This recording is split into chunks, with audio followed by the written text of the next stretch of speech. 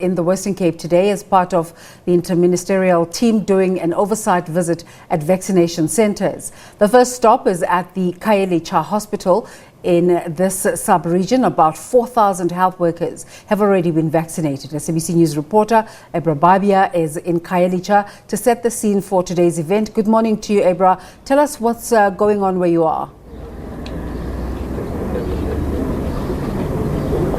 Desiree, a very good morning to you as well. Yes, as you've just said, we are in Khayelitsha, which is a sub-region, the East Khayelitsha Eastern sub-region. And over here, there seems to have been quite a great turnout in terms of medical and health workers who've come to get vaccinated over here. What I heard earlier from the management is at this specific site they were vaccinating up to 280 health workers per day. But with me I have State Security Minister Ayanda Dlodlo, who's going to give us more about what exactly the plans are for today. Minister, thank you so much for joining us. First of all, since the news about the blood clotting happening in other parts of the country, I've been told that some of the health workers have been hesitant to come forward to get the jab. And I've also been told that staff here have been trying to educate them and explain to them what they need to look out for and that it is quite safe. From government side, what is being done exactly to alleviate these fears of the various of health workers? What I'm hearing here from the management of the hospital is that the process is well underway.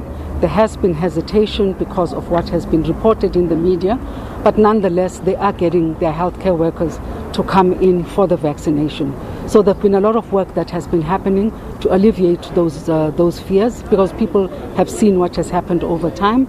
They do get an observation center where after people have been vaccinated, your emergency services people actually sit with them to observe them for a bit of time, for about 15 minutes, and they do give them after service type of information, including a number to call once they have gone through the vaccination. So if anything happens when they get back home, they would know exactly who to contact and what exactly to do.